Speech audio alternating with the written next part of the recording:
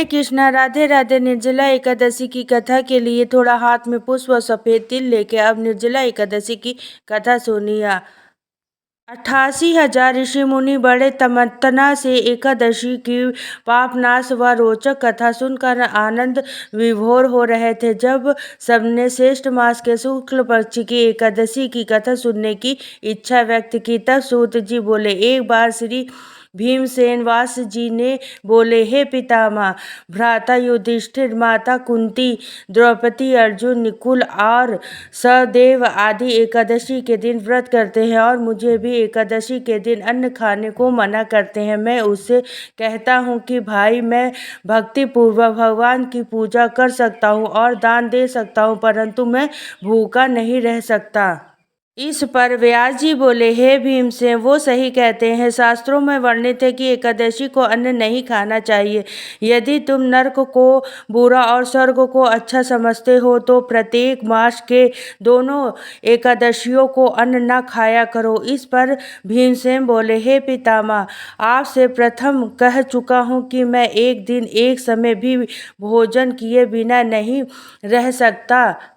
फिर मेरे लिए पूरे दिन का उपवास करने तो बहुत ही कठिन है। मेरे पेट में अग्नि का वास है जो अधिक अन्न खाने पर शांत होता है। यदि मैं प्रयत्न करूं तो वर्ष में एक एकादशी का व्रत अवश्य कर सकता हूं। अतः आप मुझे कोई एक ऐसी व्रत बताएं जिसे करने से मुझे स्वर्ग की प्राप्ति हो सके। श्री व्यास जी बोले, हे वायुपुत्र, बड़े बड़े ऋषि और महर्षियों ने बहुत से शास्त्र आदि बनाए हैं। यदि कलयुग में मनुष्य उन पर आचरण करे तो अवश्य ही मुक्त हो प्राप्त होता है। उसमें धन बहुत कम खर्च होता है। उनमें ये जो पुराणों का सार है वह यह है कि मनुष्य को दोनों पक्षों की एकादशी का व्रत करना चाहिए।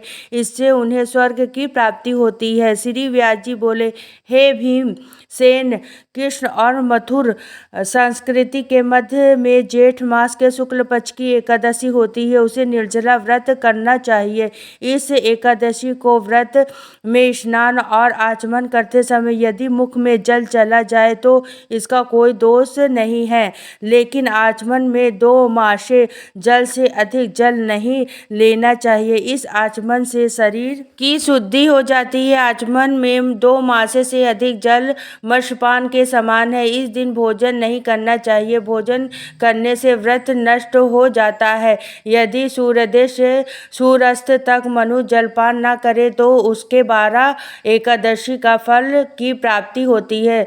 द्वादशी के दिन सूर्यास्त से पहले ही उठना चाहिए। इसके पश्चात भूखे ब्राह्मणों को भोजन कराना चाहिए। तत्पश्चात स्वयं भोजन करना चाहिए। हे भीमसेन, स्वयं भगवान ने मुझसे कहा है कि इस एकादशी का पूर्ण समस्त तिथियों और दान के बराबर है। एक दिन निर्जला एकादशी का व्रत करते हैं उनको मृत्यु के समय भयंकर यमदूत नहीं देखते, बल्कि भगवान विष्णु के दूत स्वर्ग से आकर उनको पुष्कर विमान पर बैठा स्वर्ग को ले जाते हैं। संसार में सबसे श्रेष्ठ निर्जला एकादशी का व्रत है।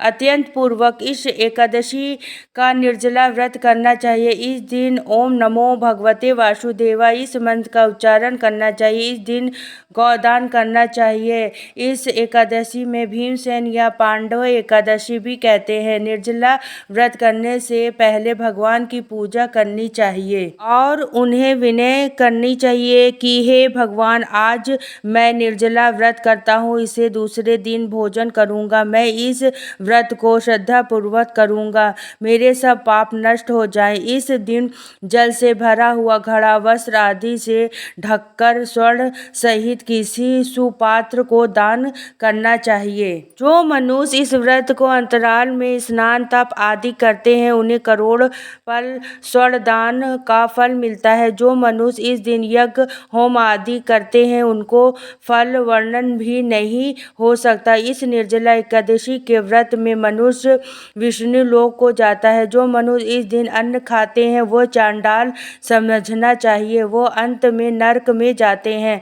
ब्रह्म हत्यारे, माघपान करने वाले, चोरी करने वाले, गुरु से द्वेष करने वाले, असत्य बोलने वाले भी इस व्रत को करने से स्वर्ग को जाते हैं। हे कुंतीपुत्र, जो पुरुष या स्त्री इस व्रत को श्रद्धापूर्वक करते हैं, उनके निम्नलिखित कर्तव्य हैं। उन्हें सर्वप्रथम विष्णु भगवान की पूजा करनी चाहिए, तत्पश्चात गौदान करना चाहिए। उस दिन ब्राह्मणों को दक्षिणा, पुष्टात आदि देने चाहिए। निर्जला के दिन अन्न, वस्त्र, छत्र, उपन्यास आदि का दान करना चाहिए। जो मनुष्य इस कथा को प्रेम पूर्वक सुनते व पढ़ते हैं, वो भी स्वर्ग के अधिकारी होते हैं। कथा सार: भक्त को चाहिए कि वह अपनी कमजोरी को अपने गुरुजन या परिवार के बड़ों से न छिपाए, उन पर विश्वास रखते हुए अपनी समस्या उन्हें बताए, ताकि वह उसका कोई उचित उपाय बताए तथा बताए गए उपाय पर श्रद्धा और विश्वास पूर्वक अमल करना चाहिए। अपने पितामह व्यास जी की कृपा से भीमसेन भी एक एकादशी का व्रत करके सभी एकादशियों का फल प्राप्त करके स्वर्ग के भागी बने।